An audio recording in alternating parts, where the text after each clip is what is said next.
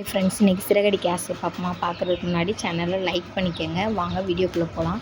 என்ன நடக்குதுன்னு பார்த்தீங்கன்னா, முத்துவும் மீனாவும் போயிட்டு வந்தாங்கள்ல, அந்த ஆஃபீஸில் அவரை சந்திக்கலான்னு போனாங்க. அவரை பார்க்கவே விடலையா, லாயரை பார்த்துட்டு வந்தாங்களா, இங்கே வந்து வீட்டில் வந்து சொல்கிறாங்க அப்பா அப்படின்னு சொல்லி ஒரு மாதிரி உம்முன்னே இருக்காங்க. வந்து ரவி வந்து என்னடா முத்து ஆச்சுன்னு சொல்லி கேட்குறாரு. கேட்டதுக்கு உன்னால் ஒன்றுமே சொல்ல முடியல முத்துனால், அப்படியே மனசு உம்முன்னு இருக்காரு. அதை பார்த்து அவங்க அம்மாவும் என்னடா ஆச்சு சொல்கிறா அப்படின்னு சொல்லி சொல்கிறாங்க. கடைசியில் அப்பா என்னை மன்னிச்சுக்கங்கப்பா, 10 நாள் டயம் கொடுங்கப்பா, 10 நாள் கழிச்சு தான்ப்பா எதுவுமே செய்ய முடியும், இப்போதைக்கு எதுவுமே செய்ய முடியாதுப்பா அப்படின்னு சொல்லி சொல்கிறாங்க. சொன்னோன்னே அவர் பார்த்திங்கன்னா உடஞ்சி அப்படியே பெட்லேயே உட்காந்துடுறாரு. உட்காந்தோடனே அவங்க அப்பாவை பார்க்க முத்துக்கு ரொம்ப கஷ்டமாக இருக்குது. இதுக்கு மேலே நான் இருந்து என்ன செய்ய, இந்த வீட்டை விட்டு போகணுமா, ஐயோ என்னால் முடியலையே அப்படின்னு சொல்லி மனசு ரொம்ப வேதனைப்படுறாரு. அதை பார்த்து அவங்க வீட்டுக்காரமாவும் ரொம்ப துடிக்கிறாங்க. அப்புறம் மீனாலாம் பார்த்திங்கன்னா அழுன்னு அழுகுறாங்க. ரவி சுதி எல்லாம் எவ்வளவோ சமாதானப்படுத்துகிறாங்க அவங்க அப்பாவை. அவங்க அம்மா சமாதானப்படுத்திட்டு இப்போ நான் என்னடா செய்கிறது அப்படின்னு, அப்பா நாளைக்கு காலையில் சக்தி பண்ணையில் நம்ம என்ன செய்கிறோம்னு பார்த்திங்கன்னா எங்கேயாவது போயிடுவோம்ப்பா, அவங்க என்ன நினைக்கிறாங்கன்னா நம்ம எல்லோரும் இருப்போம் கேவலப்படுவோம்னு நினைக்கிறாங்க. அந்த மாதிரி நடக்க விடாமல் நம்ம என்ன செய்வோம்னா அவங்க வாட்டுக்கு வந்து சீல் வச்சுட்டு போகட்டும், 10 நாள் கோர்ட் லீவ் முடியட்டும்ப்பா, அதுக்கு நம்ம என்ன முடிவு பண்ணணுமோ அதை பண்ணுவோம் அப்படின்னு சொல்கிறார். மனோஜ் சொல்கிறாரு, இதுக்கு தான் வேணாம் வீடை விற்றுருவோம்னு சொல்கிறேன், நீங்கள் கேட்குறீங்களா அப்படின்னு சொல்லி சொல்கிறாரு. மனோஜ் உன் வாயை மூடிக்க, ஒன்றை இட்டு வந்தது தான், நீ பேராசைப்பட்டு தான் இன்றைக்கி இந்த நிலையில் நிற்கிறோம் அப்படின்னு சொல்கிறேன். முத்துங்க மீனா சொல்கிறாங்க, மாமா நீங்கள் வந்து எங்கள் வீட்டில் வந்து இருங்க மாமா, நீங்களும் அத்தையும் அப்படின்னு சொல்லி சொல்கிறாங்க.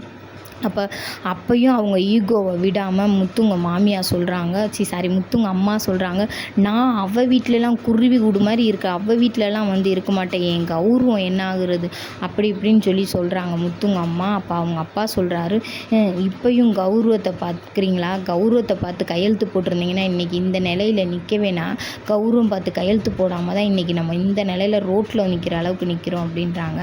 அப்போ முத்து சொல்கிறாங்க, இப்பையும் ஏம்மா இப்படியே பேசிகிட்டே இருக்கீங்க அப்படின்னு சொல்கிறாங்க.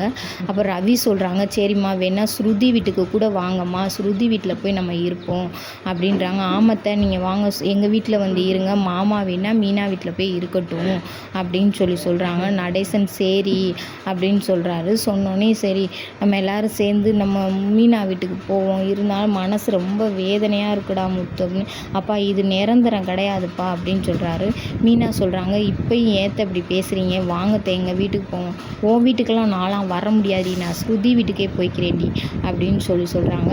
அப்போ மனோஜ் கேட்குறாரு, நான் எங்கே போவேன், உன்னை இட்டு தான்டா இந்த நிலையில் நிற்கிறோம், நீ வேணா இதுலேயே போய் தங்குடா போய் உன்னோட இதுலேயே அப்படின்னு சொல்லி சொல்கிறாங்க. இப்போ ஸ்ருதி வீட்டுக்கு அவங்க அம்மா இப்போயும் புருஷன் எங்கே கவலைப்படுறாரு, புருஷன்கிட்ட போகணும், அவர் கூட நிற்கணும் பக்கபலமாக அப்படின்னு நினைக்கல, அவங்க கௌரவ குறைச்சலாக இருக்கும்ட்டு ஸ்ருதி வீட்டுக்கு கிளம்புறாங்க. அவங்க அப்பா வந்து முத்தோட அப்பா வந்து கிளம்பிட்டாரு. கிளம்பி சாமியை கும்பிட்டு எல்லாரும் ஆளுக்கு ஒரு பக்கமாக போகிறாங்க. முத்துவும் மீனா அவங்க அப்பா எல்லோரும் மீனா வீட்டுக்கும், அவர் வந்து அவரோட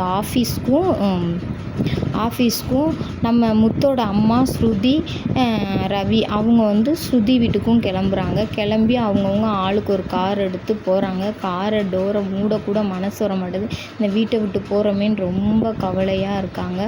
அப்போ முத்துங்க அம்மா வந்து பார்த்திங்கன்னா முத்துங்க அப்பாவே பார்க்குறாங்க. அவங்க அப்பா பாருங்கள், அவங்க அந்த வீடு தான் போயிருமோ, ஐயோ நம்ம கையை விட்டு போகுதே மனசு கவலையோடு போகிறாரு. இதோட நாடகம் முடிஞ்சிருச்சு.